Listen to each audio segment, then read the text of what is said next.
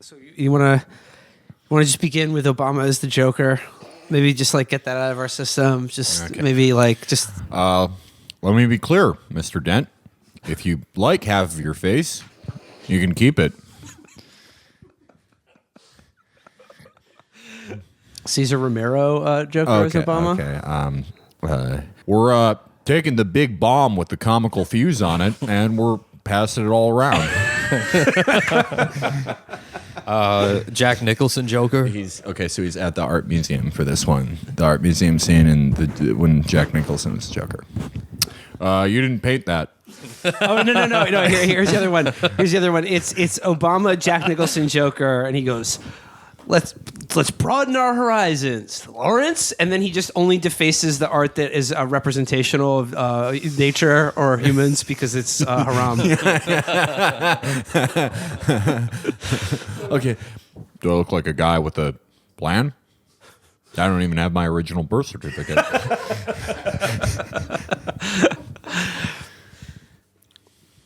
What are some other classic Obama-isms? Yeah, you have these bitter people clinging to their bat costumes in underground caves. They're clinging to their gadgets, their gadgets, their cars, and Their utility belts. I don't dream of a red America or a blue America. I dream of a twisted America. I was going to say I dream of a purple and green America. Or Who's Obama Joker's Batman? I think Mitt Romney. Yeah, Mitt Romney. Yeah, rich. Hold on a minute. Bain Capital. Whoa. Oh my God! Wow. Yeah, Romney is Bain. And Mormon is the opposite of Muslim. Yeah. Who let the dogs out?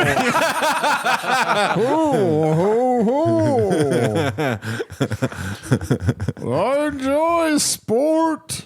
Okay, wait. I got it's Obama Bane now.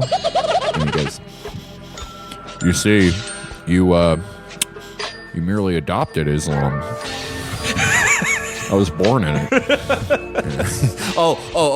It's the scene where he's at the table of criminals and he kills the guy, but he goes, I have a trick. I'm going to make the ambassador disappear.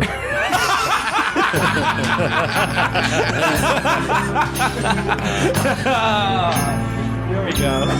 There we go.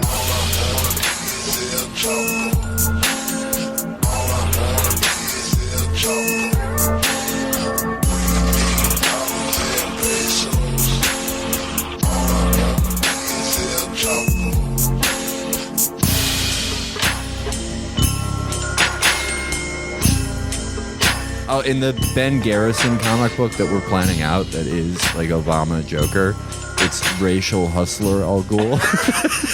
He's a race hustler. He's Levon from True Allegiance. Oh, you guys see this Ben Garrison that just came out? It's a spooky Halloween. That fire. Oh, Hit me with that fire, really? dude. I seen didn't it. show it to you. I said it's one of my absolute all-time favorite Ben All right, Garrison. this one's made. It's really busy. The only I'm one just I don't showing- get is who the jack-o'-lantern is. The jack-o'-lantern is McCain. Oh, yeah, Yeah, John McCain. Now, interesting two parts of this. One is Bernie Sanders is not in this. Yeah. I feel like he was not a crowd favorite. People are like, Ben, why are you going Because after Bernie? people like Bernie Sanders. Even conservatives like Bernie Sanders. People have might not just agree with him, but for the most part, regular people have a personally warm feeling towards him. He seems like a nice, friendly Jewish grandpa. And also because he's an outsider. He's outside of the he seems establishment, like a regular which guy. everyone loathes. Exactly. He's an outsider. This And is the thing actually. he's working against. He knows who the most vile Democrats are always. So there's obviously the Clintons are in it. Hillary's a witch flying on a broomstick. There's actually a pretty good gag here. The Bill Clinton gag. No, not the Bill Clinton gag. It's Al Frankenstein. yes. That's pretty good. Well, that Someone one. pointed out he stole that from Mike Huckabee. Really? Mike Huckabee was the first to do the Frankenstein thing. Well, that's also baffling. It's Jill Stein and Al Franken stitched up together as a Frankenstein, of course. That is the Frankenstein monster. And he's like growling something like socialism, and it's like there's not a lot of commonalities between those two people. That's really just a forced visual gag.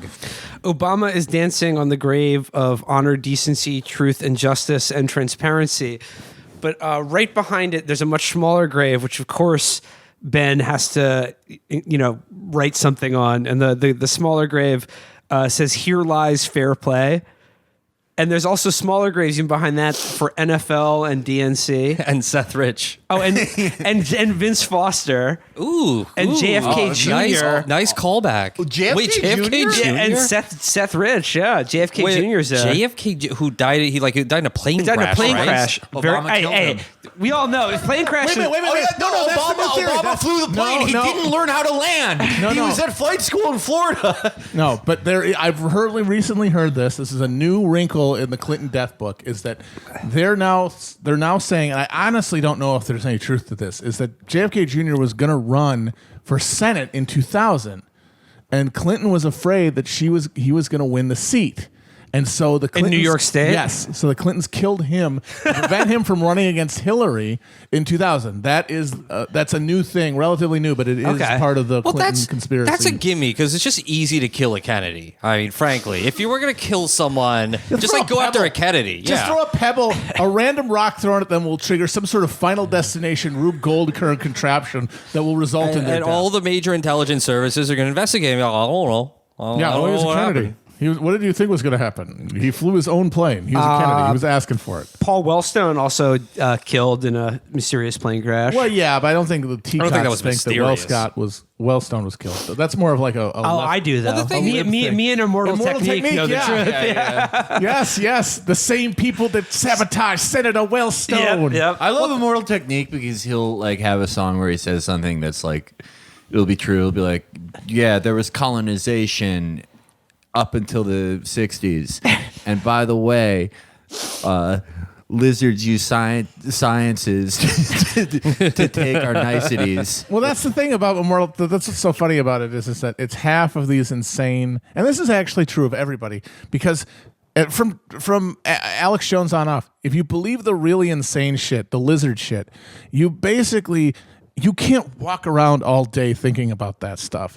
You will disassociate because it's so far removed from what everyone else thinks is going on or what everybody else talks about. So you have that in the back of your head. Lizards, Illuminati, Hollow Earth. But then in the front of your head, it's shit like Paul Wellstone was like a fucking senator, or like, Watergate, or Whitewater or whatever. So you have like petty shit, and like fucking Alex Jones, the guy who thinks that our leaders are reptiles, is really upset about emails being deleted from Hillary Clinton's servers. Well, that's the thing I never understood. Because when I was like, when I first encountered 9/11 truthers in real life, who just said like, completely convinced, like, oh yeah, Bush, they used charges and they brought down the towers. I'm like, how do you walk around with that knowledge and it doesn't just change literally everything about your life and your participation in society? You go, oh yeah, the president, just murdered thousands of Americans to. Because it's just a story. It's just another story. It's like it's another thing you observe. It's like another TV show or another movie. It's just another narrative. That's all it is. It would be like, what was that? There are a bunch of movies like this, but it's like, 5 short stories about New Yorkers, and it intersects, and it's like their sex and dating lives, and they're all like intertwined, or like Magnolia, that type of thing. But yeah, you make a movie like that that's kind of twee, and it's like people talking about their relationship. But one of them is in the Black Eagle Trust Fund. He's doing 9/11 at the close of his story. By the way, Felix right now connecting 9/11 to his other big issue, just twee indie movies that he doesn't like. He's sick of him. Sick of him. If you feel sad about anything that ever happened to you in a relationship, why don't you grow the fuck up? Well, I'm going to strap you down and make you watch Collateral Beauty, because your brain will melt. This is a good segue into the topic of today's show. We just watched New York, I Love You, a series of anthologies about New York. It's the sequel to Paris, Je t'aime, and we've got some remarks on it. I loved it. Nobody. Well, this guy. Hello? Oh yeah, it probably is a pizza. Okay, I'll be down in a second. Felix, let me ask you this. for the Halloween season, does Battlefield have like spooky map skins and such? Oh, that would be delightful. They do that. They do that in Overwatch. The maps change. There are pumpkins. Well, there, if you cobwebs and like. Yeah, nothing can make World War I scarier than some. I'm sorry. You don't know your history. There's actually a truce once during Halloween. That was the Halloween in truce. 1917 when English and German soldiers stopped to trick or treat each other. Yes, they gave each other trench foot. Yeah, they went between the trenches. They just kind of stepped over all these bodies and gristle. That's when they invented haunted houses because they were like, "Oh, this is spooky. All these dead bodies are scary." Yeah, real spooky. Let's make Nazism after this. They did the reverse. They actually did give somebody a bowl of brains, and they're like, "Oh, it's spaghetti." All right, enough about David S. Pumpkins. We should probably actually start the show and talk about today's breaking news. Well, folks, I mean, we knew it was going to be disappointing no matter what. The Mueller probe indictments handed down, and all I got to say is, once more, crooked Hillary escapes justice. Basically, Paul Manafort and Robert Louis Gates. Papa John Papadopoulos and Kevin Gates have all been indicted for, I don't know, money laundering and... Well, it's different stuff. Manafort and Gates are good old-fashioned money laundering and tax evasion. Classic things that basically everybody in D.C. above a certain pay grade is guilty of. It's actually pretty funny because Manafort's such a manifestly crooked individual that he had to have known that the slightest scrutiny of his finances would reveal something like this, and you wonder, well, why the hell would he agree to be something as high profile as Trump's campaign manager? And the answer is, he had no idea that he would fucking win.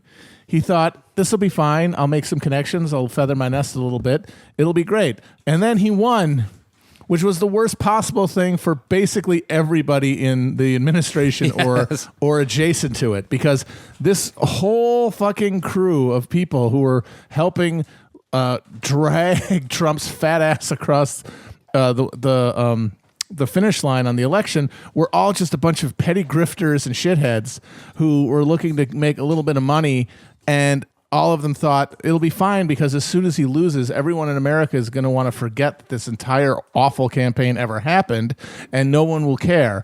But because we live in hell world, Hillary lost, and all of a sudden all of these guys are now under scrutiny, and yeah, they've all done incredibly hilariously illegal stuff.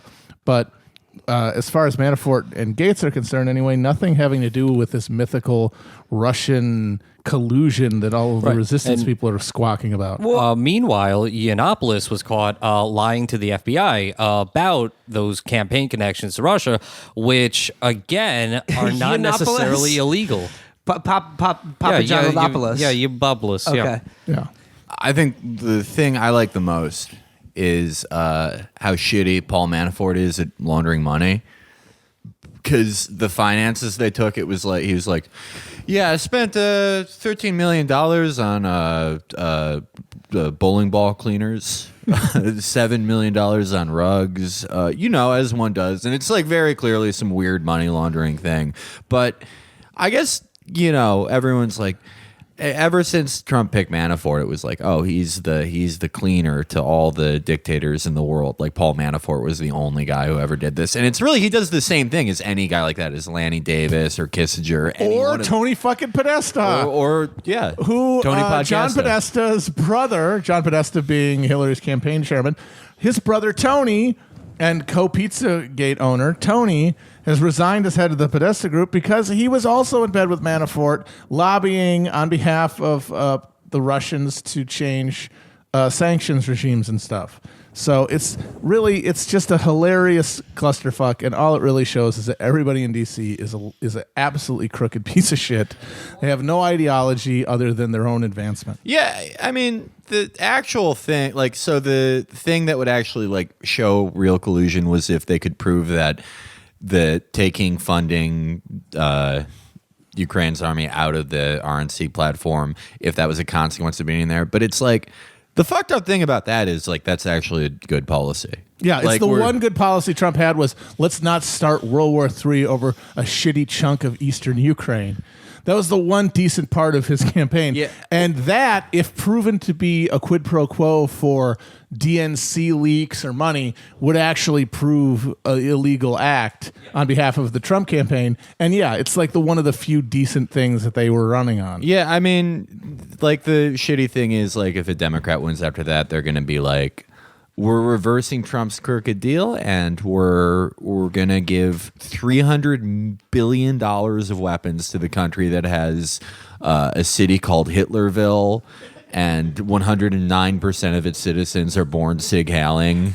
Look, I'm not prejudiced. My mom's side is Ukrainian Jewish, and I just want to say, scientifically, There's a reason they're not in Ukraine. There's a anymore. reason they're not in Ukraine, and it's because scientifically, 100% of Ukrainians are Nazis. That's science. You not disagreeing with me. You're disagreeing with scientific studies by the Science Center. This is I just can't wait. I just can't wait till Cory Booker on Inauguration Day 2021 authorizes sending Davy Crockett tactical nuclear artillery to the fucking Goebbels division in Ukraine. It's going to be lit. Well, I just hope that the Ukrainian people can embrace liberal democratic ideas, and I hope that we do as much as we can to welcome them. NATO Virgil at it again. But yeah, and here's the thing. Spoiler alert, they're never going to find any evidence that there was a quid pro quo because that would have required the Trump campaign to be some sort of organized operation around a central premise, as opposed to a collection of petty shitheads and grifters who are all looking out for themselves. I dispute that, though, because, as you say, they are petty shitheads and grifters, and they are staggeringly incompetent.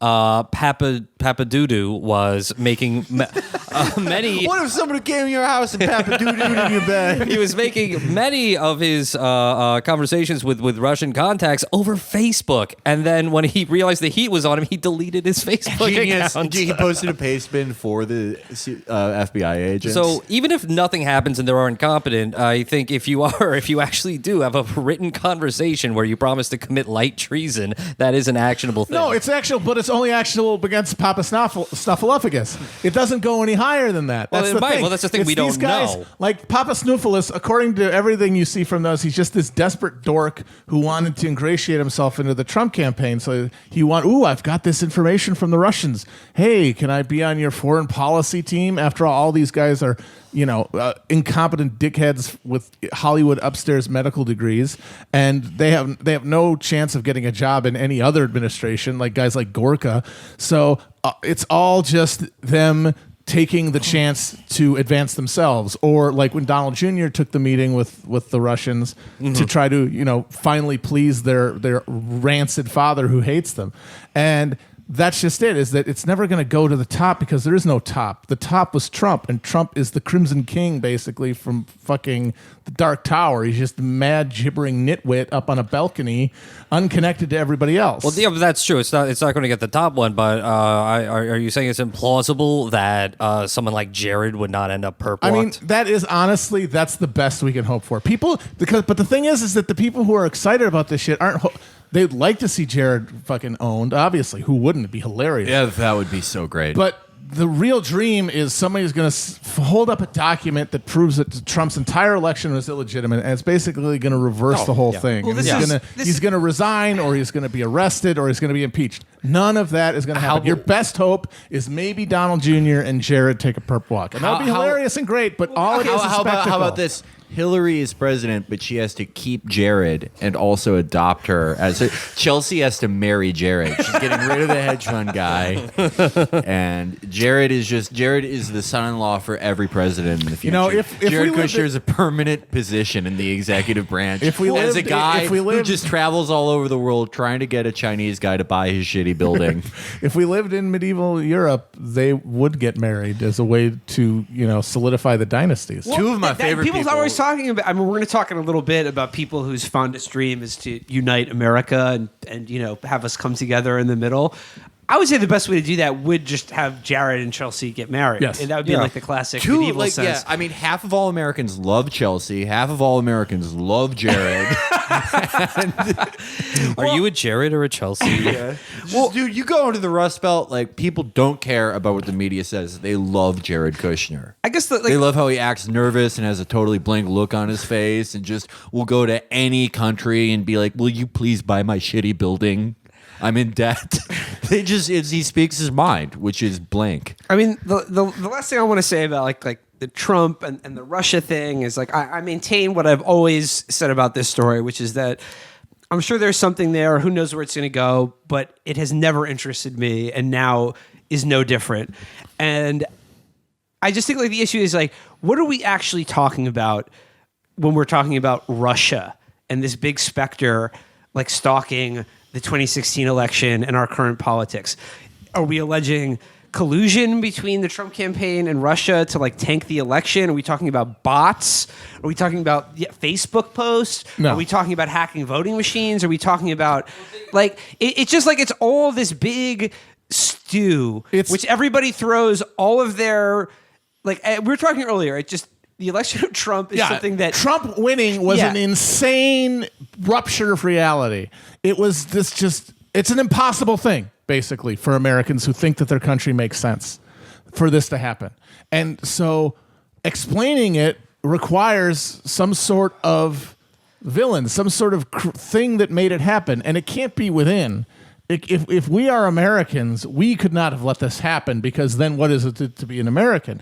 So it had to have been a foreign influence. It had to have been an outside force. Yeah, I mean, you know what makes me laugh about it is when people are like, the Hillary campaign, it was during the election, they'd be like, Jill Stein, you're going to fucking ruin it for us, because they'd be like, you know, Hillary's the most qualified candidate. Everyone working on her campaign is a genius. She truly picks the best people, team of rivals, and she is going to be sabotaged by a chiropractor healing crystal saleswoman in Jill Stein. And now it's the same thing. It's like all the people who are super into the Russia stuff because they think it will totally invalidate the election, they're like constitution humpers. They're like, you know, we're the best goddamn nation ever, and we're in a dark hour now, but we're going to get out of it and show them that we're the best nation that ever lived. And it's like, if we were the best nation who ever lived, then who was it that got, according to you, just got totally fooled into fucking itself by a country with like a negative replacement birth rate, where everyone is an alcoholic, and their main export is fucking dash cam murder videos. That's your brilliant experiment. The country of human where democracy. people inject gasoline into their fucking skin. The biggest show in Russia is like, oops, I killed my kids. And they're like, it's, oh my God, I can't believe they fooled us. we've said this before on the show, but I guess like the reason it just doesn't interest me is because like I don't need to know like the specifics of these people's crimes. Like I just take it as read that they're all just congenitally criminal. Yeah, that like that corruption and malfeasance and just crime is what these people do. And all of them, not just the ones with an R Trump. next to their name. Yeah, exactly. Not just Trump. Look at the guy. Laney Davis would be a perfect example. Or of Tony this. fucking Podesta. Yeah, you know, like just neoliberal capitalism just lends itself to the inevitable corruption of our democracy by money, and that inevitably will mean shady foreign people. So I don't know what the people holding out hope on this is. They think they're going to get a do-over the election. I don't fucking know. Maybe they will. Folks, maybe they won't. But folks, I'm genuinely hoping at this moment. I was really hoping that he would fire Mueller on Monday. Oh, God, I'm still hoping it'll happen. And that way we could have some phony constitutional crisis, which will, in effect, mean Jeff Fuck and Ben Ass get on the Senate floor or Congress and just say, Mr. Trump, you're no role model to children. And people will fucking hem and haw about it, but nothing will happen, and it'll just be further evidence of what a joke. Oh, my God. Can you imagine? If he fires Mueller, the hashtags, they'll be out of control.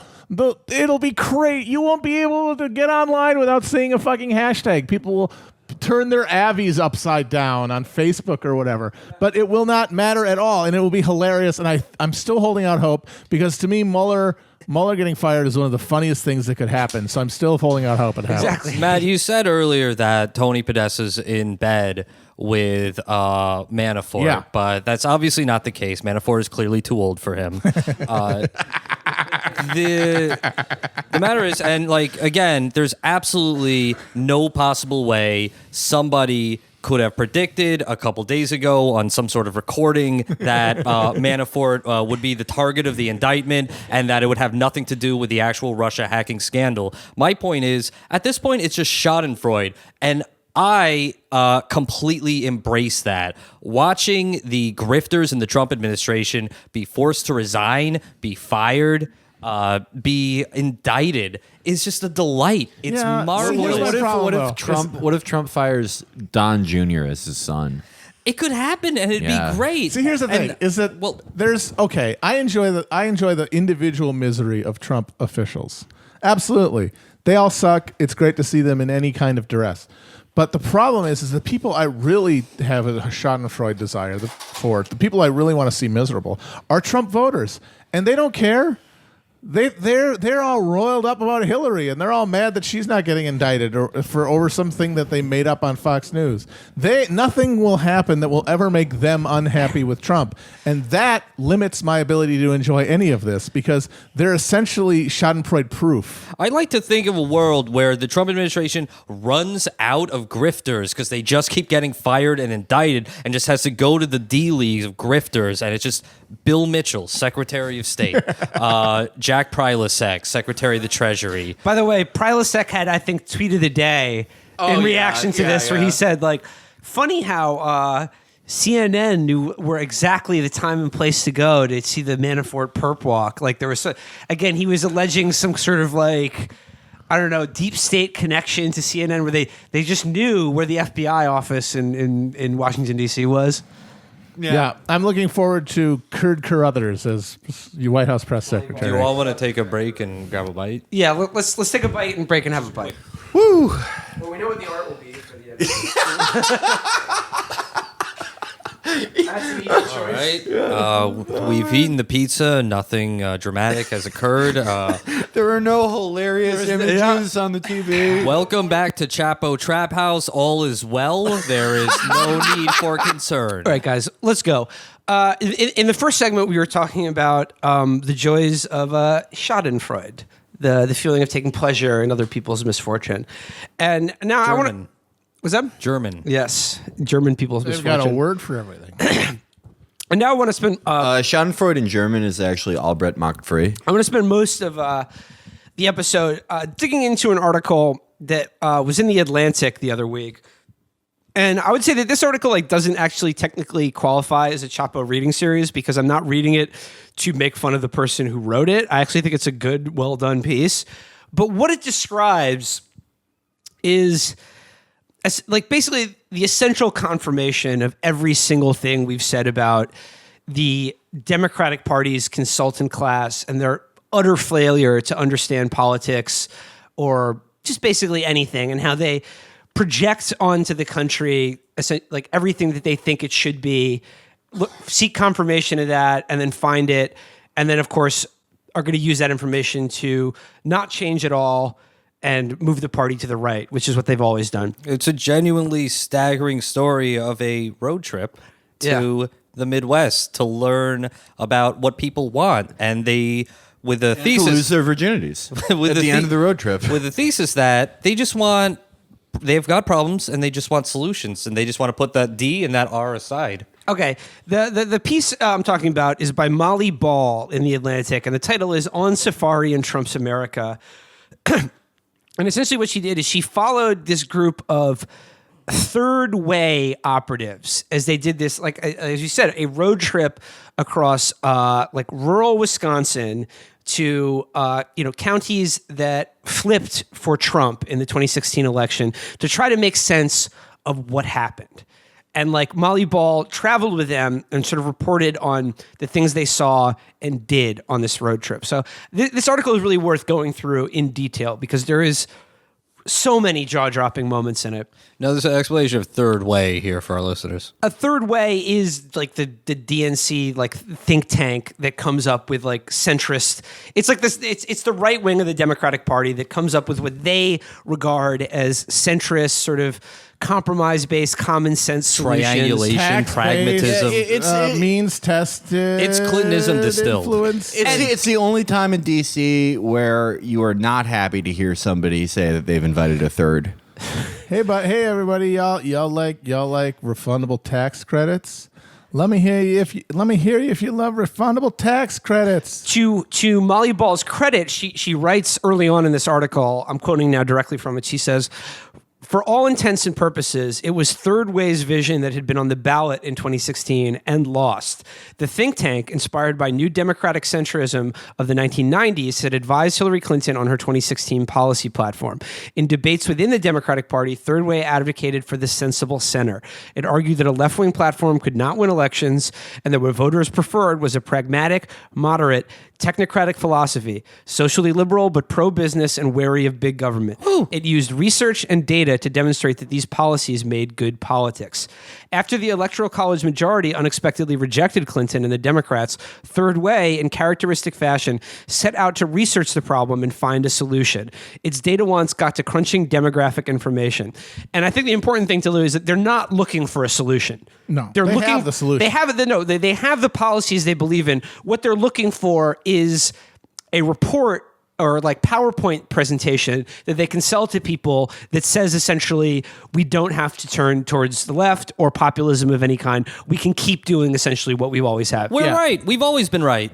Yeah, no, it's actually the whole thing is a really stunning undermining of the whole claim that these are the people who are driven by data and reality. They are as ideological as the most fanatic of any stripe. I mean, it's the same thing as every time we want to invade a country. We always get a study group together, and lo and behold, every country we look at is just yearning for democracy, and on some cockamamie fucking democracy index we made up, they're scoring very low. It's going to be the same thing with Yeah, this. but we get a study group together, but there's always like the one guy is not doing any work, and the one woman is always blowing off meetings, and so it all falls down to one wonk. But I think the comparing it to foreign countries is very, very apt because these are people. The main woman it talks about is this woman named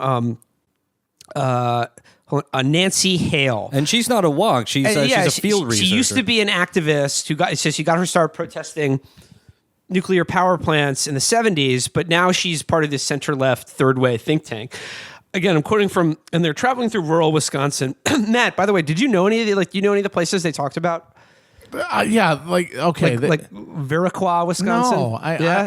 No, I lived. I never really moved farther from a county west of Lake Michigan. I never really went western Wisconsin. So these are the hinterlands of Wisconsin. Yeah, those are not the even weirdo Lutherans. Those are the people who say pop. That's Lake Michigan. We say soda. Okay, They're a bunch of hooplehead weirdos. We don't truck with them. I always think about that. It's going to be sort of a redois of the Dominican and Haitian conflict. I said redois. Redois. Whatever. That's literally what I said, but No, I redois? know, like redois. that's literally what I fucking But said. what is a redois? It looks like the word redux. It's redux. Redux. It's redux. Oh, my family always pronounced it redois. What the fuck is wrong with your people? It's a UX. Where's the O coming from? I don't know. French is a weird Edit language. all this shit out. Redux. Stop. I'm starting That's again. how my parents said it. No, leave this in. Leave all this in. Leave the whole in. Okay, yeah, I always thought about that when there's finally an interreligious armed conflict in Wisconsin, that the genocide will happen when they have checkpoints and they ask people, they hold up a can of Coke and they say, "What is this?" No, it That's will. their shibboleth. It's stark because I'm from Manitowoc, which is right on Lake Michigan, and we all said fucking soda. And all my cousins are from the Fox River Valley and Appleton and shit, and they all said pop. And it is a very stark divide. And if it came to it, I would chop them up with machetes. Well, I'm getting the band back together, the Illinois Bath Party, and we're finally getting the room to breathe that we've always wanted in Wisconsin. And the thing is that there actually is a religious element to it because most of the people on the Lake Michigan side are Catholics, like Polish, Germans, and Irish, and then everybody to the west is these fucking weirdo Lutherans from Scandinavia or whatever. Which one's Scott Walker? He's from Walker. Milwaukee. He's from Milwaukee County. Yeah. Is he And, Catholic? I don't actually know. I think he's a weirdo Protestant. Okay. That's redundant. So Molly Ball describes this as, she writes here, the trip was predicated on the optimistic notion that if Americans would only listen to each other, they would find more that united than divided them. This notion, the idea that beyond our polarized politics lies a middle or third path on which most can come together in agreement, is Third Way's raison d'etre. It is premised on the idea that partisanship is bad, consensus is good, and that most Americans would like to meet in the middle. So this is the governing. I wouldn't say that this is the governing ideology of Third Way, but this is their sales pitch. And Politics shouldn't have any politics in it. Exactly. It's predicated on the idea that we can wish away the essential political disputes between right and left that define our politics, and that there is this mass of people out there who essentially all agree, but are, hoodwinked by partisanship and by angry rhetoric and by tribalism and things like that. So they go tired of the two-party grind. So going on, she said, speaking of Nancy Hale, she says she had come to seeking mutual understanding, only to find that some people were not the least bit interested in meeting in the middle. Surprise, surprise. Just look at any evidence of our politics over the last of any of your lifetimes.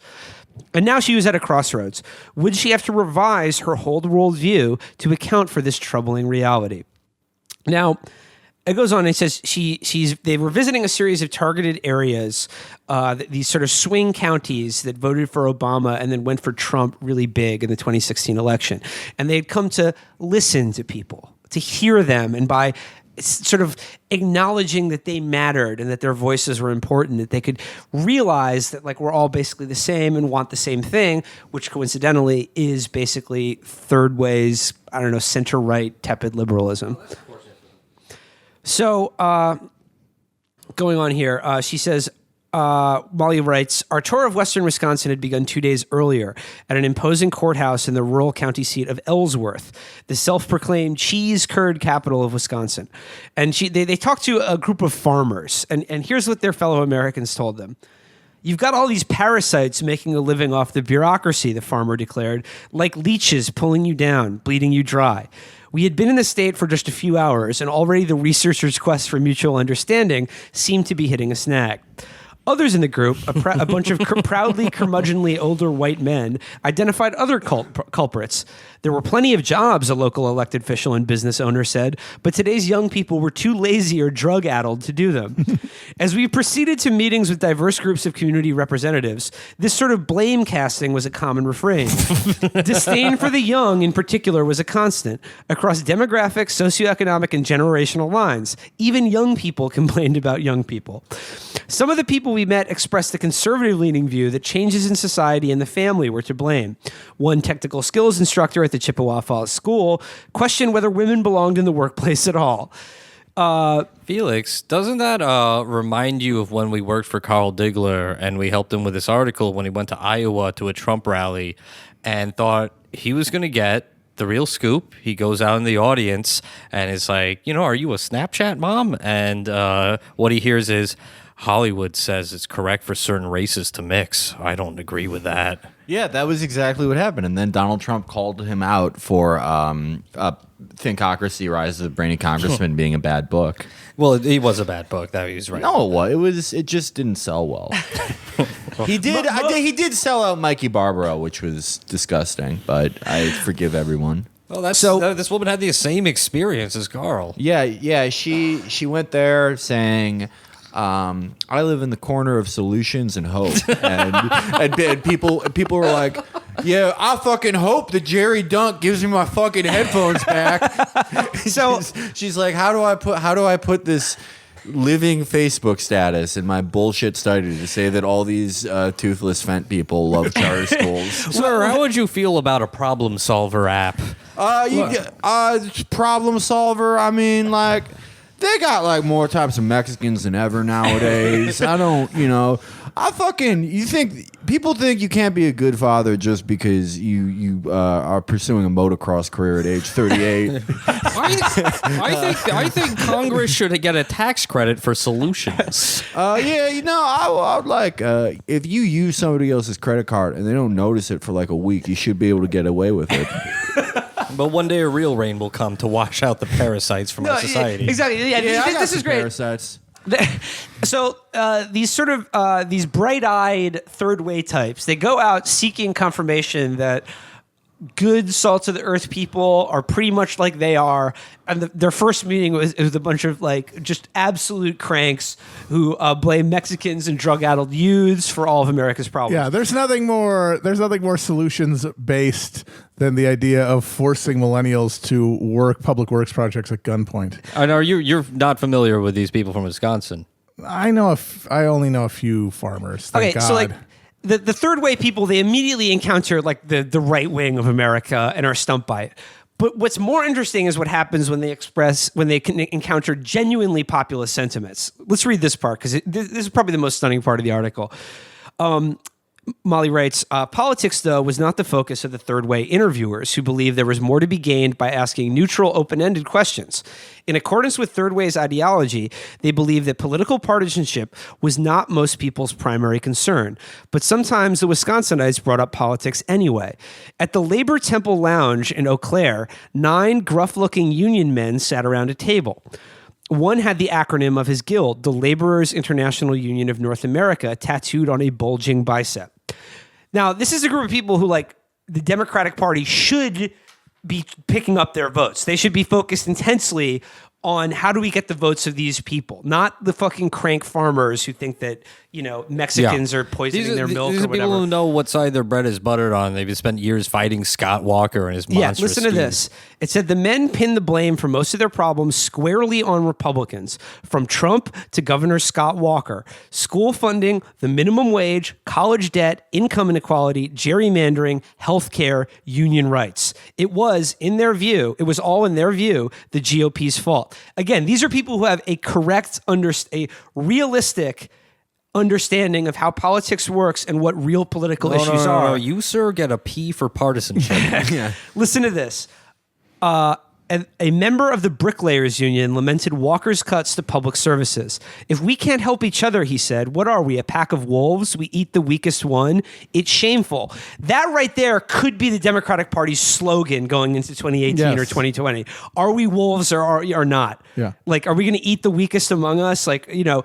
I don't know. I mean, the sentiment is great, but it sounds like a pack of wolves sounds too cool. You're right. It does sound cool. Yeah. No, they will be like, fuck yeah, we're wolves. Yeah. A wolf, instead of deplorable Gertie, it's going to be wolf cub. They're all going to Gertie. become furries. They're all going to get personas. How about vulture? Everyone hates vultures. The idea is, he says, if we can't help each other, what are we? It's shameful, right? Yeah. He's identifying Great like sentiment. politics as a collective endeavor to better society and recognizing things like minimum wage, debt, gerrymandering, which is a huge issue in Wisconsin and probably a major reason Absolutely. Hillary lost the election. Yes. Yeah, outside fucking Russia. And they're gerrymandering Wisconsin had 5 billion% more to do with Hillary losing than anything Russia did. They are these are like working class people who are clearly identifying the malefactors in our politics today and the people who are like immiserating their lives. They understand politics as a conflict of interest. So let's see how the third way people responded to this. Quoting now from the article, but their negativity towards Republicans didn't translate to rosy feelings for the Democrats, who they said too frequently ignored working class people. No. And some of the blame, they said, fell on their fellow workers, many of whom supported Republicans against their own interests. The membership, the union rank and file, voted for these Republicans because of them damn guns, a labor union official said. You cannot push it out of their head. A lot of it loved it when Walker kicked our ass. So, like, yeah, they're identifying this insane thing where union guys are actually rooting for the Walkers and the Trumps of the world. Because they recognize the weakness of the Democrats. Exactly, because the Democratic Party does not represent their interests either. They correctly recognize that as well. If you have guns and you like guns, at least you can be sure if you vote for Republicans, they're going to protect your guns. What are Democrats going to do for you? Nothing. There's nothing that they're promising you. Yeah, it's only the absence of Walker's policies, and you, as has been repeatedly shown, you can't win on the promise of what's not going to happen. And also, of course, there's the powerhouse sexual charisma of Scott Walker that is just like hard to overcome. Okay, here's where it gets amazing, though. Debriefing after this particular group, the third way listeners said they found the union men demoralizing. I feel like they can't see their way out, Hale said. They were very negative, Paul Neville, another researcher, concurred. They were so fixated on blaming Republicans, Hale fretted. It was very us versus them. Captain, I'm detecting high levels of partisanship in this quadrant. Wow, man, it's almost like it's a contest over resources. It's the almost way like these guys elections are acting, yeah. us versus them. It's about two groups of people Well, versus have each the- other. have these guys- It's almost like the basic premise of it is you walk into a goddamn fucking voting booth and there are two fucking names and you pick one of them. You walk into a goddamn motherfucking voting booth. We can't We're goddamn plan here to motherfucking do. That's what a goddamn came here to motherfucking do! And that's what I'm fucking do, right? Fuck that! Fuck no! Ah! Fuck no! Don't be fucking stupid! Ah! It's like these guys have never even gone to a DC epic zombie pub crawl and taken selfies with both staffers for Senator John Toon and Senator Sidney Blumenthal. Sidney Blumenthal. Oh no! Wait, fuck! I meant to say the other Jew Jew. from Connecticut. I'm so fucking tired. I'm in excruciating pain. I mixed up one of my favorite guys, Sidney Blumenthal, with my other. I can't remember his first name. Richard Blumenthal. It's okay. Phil, no, Senator. leave this in. Felix, you just need to you need to right now do the street fight speedball, dump that crate of the Yeah. Monster Energy drink, and you'll be feeling great in no time. Going to sue my building. The chain, you know how when you on a flusher on a toilet, the chain it picks up the suction thing so the water can go in and it flushes it. Yeah. The chain on that is broken. And just replace the chain. No. I don't know how to do that. It's like $2 at the hardware store. No, but the fucking rubber hole that you put the chain in is fucking broken. I'm familiar with the concept of a toilet and how plumbing works. Use a ring, like a key ring, and you put it in Guys, there. we got a lot to go. We got a long way to go in this article. Okay. We got a long way to go in this article. All right. We'll have Home Improvement Chapo next week. So they were so fixated on blaming Republicans for their problems, probably because Republicans are the source of many of their problems. Well, especially, in a state like Wisconsin where Walker and his guys got in and immediately turned the entire state to shit. They destroyed the public, they destroyed the public university system. They destroyed the public unions, jobs. It's all falling apart. And the only ray of sunshine is that he's going to bring a fucking Foxconn factory. The people who are known in China for their anti-suicide nets, they're going to give them a factory in Wisconsin, and they're going to waive a bunch of environmental and labor regulations so that they could basically turn the Fox River Valley into fucking Guangzhou or something. And Democrats, that's their only plan for undoing the massive damage that they've done to Wisconsin. And Democrats in Wisconsin resisted Walker, but lost time and time again at the ballot box because you can't overcome what the majority of people think about the National Party if it's just going to keep getting destroyed and tarnished and diluted by these third way fucking creeps. For all the religion that these people worship is public relations and branding and marketing, yet they can't get it through their fucking deformed skulls that people genuinely despise losers and people who seem like losers to them. People who walk through life in an instinctive crouch. They're wincing at every moment. Well, here's waiting for the blow to come from the more strong and powerful person. Hang on, Felix. We're midway through the article. I think by the end of it, Candide is going to realize this is not the best of all possible worlds. So let's see what Dr. Pangloss has to say after he's crunched the numbers. Well, this is a little bit of color about Hale that I really liked. It said Hale. Is it Matthew Hale? No, a tall woman. Be a more likable protagonist of the story. A tall woman with a breathy voice and mop of curly red hair had come to Wisconsin fresh off a silent Zen meditation retreat in California. She had spent her career building. I am so fucking sick of this. Every fucking piece of shit whose job is oh yeah, we're gonna make a slick PowerPoint for the new Child Hunter missile to sell to the Saudis. Whatever evil shit. They love mindfulness and meditation because they think if they just concentrate hard enough, it will make them not a piece of shit. Hers was a politics of empathy, she told me. Oh, fuck off. Whether you're talking about nonviolence or feminism, it's really the same idea. Everybody matters. Not those union guys. Fucking So it said, This is how Third Way's deputy director of strategy began each focus group. And I wish you would do Bikram in fucking Death Valley in August. he says, we are a think tank that deals with what the plurality of Americans are thinking about. In other words, we don't spend a lot of time on the ideological edges. It has started seeming like the far left and the far right were the only voice in America, but we know that's not true. We focus on the 70% in the middle. Wait. Because we think most of us, as Americans, are there. Wait, they said plurality? Yeah. Plurality is a minority.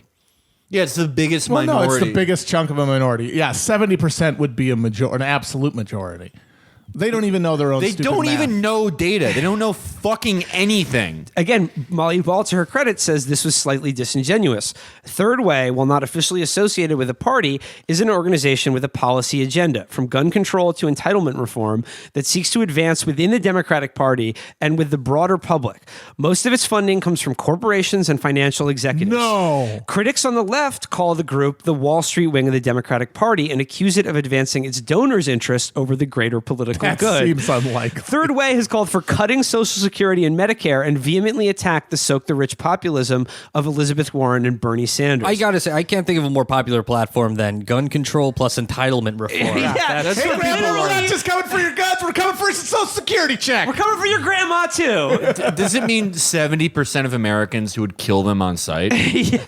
Voters, it claims, are not interested in a party that's all about big government and tax and spend. Hey, big government sucks, as So- that meme showed.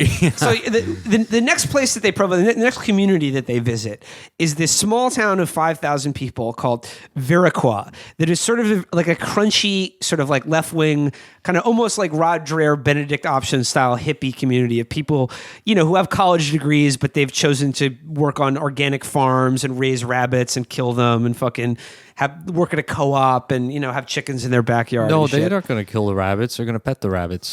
Right, So- Will? These people immediately sort of know what Third Way is, and at their focus group, they're immediately asked, "Isn't this underwritten by the DNC?" A local cafe owner asked Watson after his "Just here to listen" opening spiel. "I read somewhere you're spending $20 million," another man said. This is all pretty much true. Third Way, not the DNC, was paying for the project, but the quote New Blue campaign was hardly a nonpartisan effort. So they respond, "This is not about Democrats or Republicans. It's about what's going on beyond the Beltway." So they meet these sort of like again, the people in this sort of the more left-wing, like crunchy community. And one of the people says, "I'm not like a jumping up and down Bernie-crat," the man said, "but what you see in these congressional meetings is a refusal to even play ball with ideas considered too extreme, like single-payer healthcare. All these centrist ideals," he said, "are just perpetuating a broken system." This was a direct attack on the very premise of Third Way's existence. These are not the ideas of the middle 70%. These are not the voices of an America that wanted to find mutual understanding with its neighbors. They were essentially separatists, proud of their extremism and disdainful of the unenlightened. I mean, I don't know that's her sort of editorial view on this, but like, again, time and time again, they're encountering real Americans in the rural, real part of America who have strong political beliefs and don't really view compromising them as necessary or even moral. So it goes on here. Where they sort of end the trip, and then they do their report on everything that they distill all the conclusions and all the focus groups that they have. And wouldn't you know it, none of the quotations from the town of Viroqua made it in, except for one, where one guy describes the area as having intense local pride. That's it. Nothing about single-payer healthcare or any of that. We have intense local pride. Yeah. Molly writes, "The report surprised me when I read it. Despite the great variety of views the researchers and I had heard on tour, the report had somehow reached the conclusion that Wisconsinites wanted consensus, moderation, and What? pragmatism, Wait a just minute. like Third Way. Hold on. We had heard people blame each other for their own difficulties, take refuge in tribalism, and appeal to extremes. But the report mentioned little of that. Instead, it described the prevailing attitude as an intense work ethic that binds the community together and helps it adapt to change. What? This supposedly universal belief in the value of hard work was the researchers' principal finding from their trip." Nobody has a job. What did they In the talk face about? of challenges, from school budget cuts to factory closures, as they said, the community had responded with a fierce work ethic and What? no-nonsense No, attitude. they all die of OxyContin overdose. What are they talking about? The report, in short, covering 3 big takeaways from the 7 listening sessions Third Way conducted. The first takeaway is the importance of hard work. The second is the need for a strong workforce. But wait, what? Hard work, strong workforce. Okay. The third, described in a section entitled, Just Get the Hell Out of My Way, is locals' purported antagonism to big government. Quoting from the report, it says, whether the question is about immigration or banks, taxes or welfare, the people we spoke to generally felt that government policies were irrelevant to their daily lives.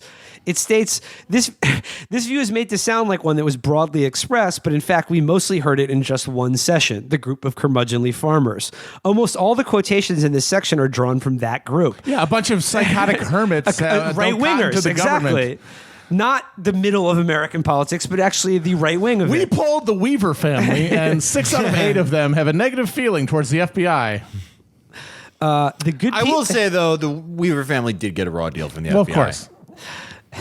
The good people of Western Wisconsin, Third Way found, wanted nothing so much as a society where people could put aside their differences. The report quotes a man who says, "We come together on projects and solve problems together."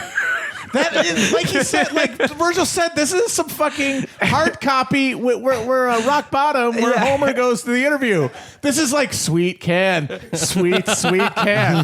It's like the next thing he said after that was, unlike those ungrateful millennials who should be rounded up and shot in a ditch. Yeah. I think if we all work together recording, we can all take a good hard look at the Jewish pedophiles. So it goes on, and Molly catches up with Nancy Hale, who's now off on another Third Way trip in southern Arizona.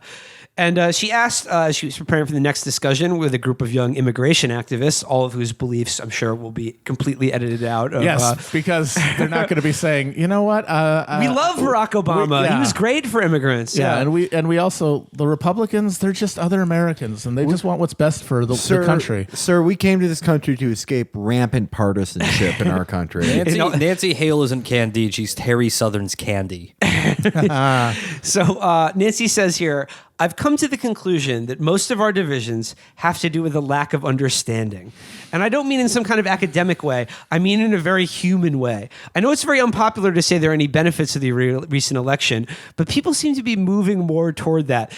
Does that describe to you the America we currently live in, where despite the outcome of the election, Americans are moving towards understanding each other more? Yeah, absolutely. It's not like we've all retreated into these bubbles of reinforcing media and have convinced ourselves that every other American is going to try to kill us when we go to the fucking grocery store. It's not That's that- not at all what the country we live in It's is not like. that our politics are entirely based on who we want to see go to prison for our own personal entertainment value. Yeah, our politics are based on the 2009 comedy Let's Go to Prison. Terrible, terrible film. Nah, I don't know, underrated. She says, the fact that we now have this very direct experience that we can use to tell a story, a completely fraudulent one, we get listened to it a different way because we figured out a better way to say it, Hale told me. And I had no doubt this was true. The Beltway Democrats were eagerly swallowing Third Way's claims, bolstered by their firsthand accounts of the mysterious heartland. And you know, this is very baffling, except they failed to mention that one of the people they interviewed in Wisconsin was the mysterious pseudonymous source known as Only as Curveball, who gave them all of their most important information. So at the end here, Nancy just says, what stuck with her above all, Hale told me, was how grateful people were to the researchers for hearing them.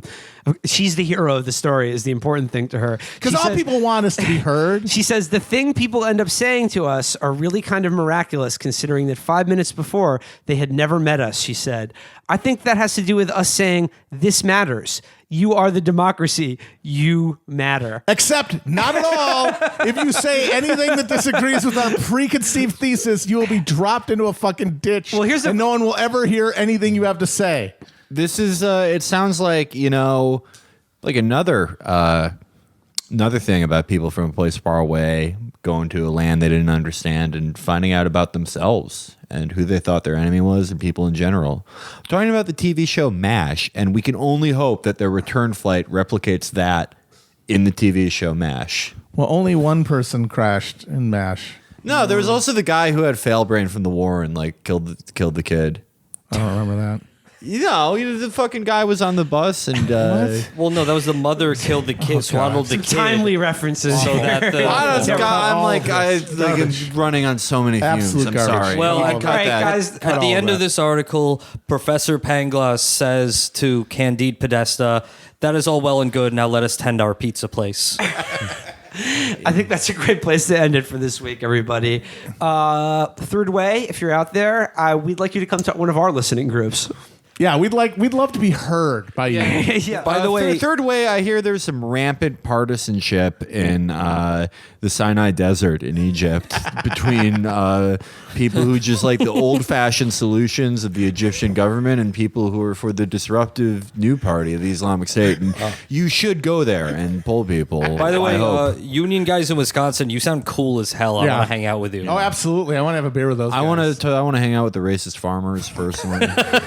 No, I grew up with those assholes. No, thank you. Yeah, and it made you who you are today. And That's true. Incredibly resentful and bitter. No, actually, it shows that there's something you can learn for everybody. 5 minutes ago, I didn't even know that you knew those farmers, and now I think the fact that you told me that shows that when you go to people with an open heart, the only ceiling is the possibilities of what you can do when you're friends with people. I think personally, I think podcasts are going to solve the problem because it's a way for everyone to be heard and listened to. Yeah, so every podcasts- American start their own podcast. There'll be 350 million different podcasts. I mean, we're already going there. Yeah, We're everyone will already be listened fucking to. going there. Everyone will be heard. Solutions will become real. I can't wait till You matter, is what I'm saying. Yeah. You are democracy. You matter, is what I'm saying to all of you. recording Now- an hour-long podcast to let my son know that I'm worried about him. Not even telling him directly. It's just being like, "Hey, I posted the SoundCloud link. Like I Hope you said, hear it. everybody, till next time, you matter. You matter. matter. You matter." Bye.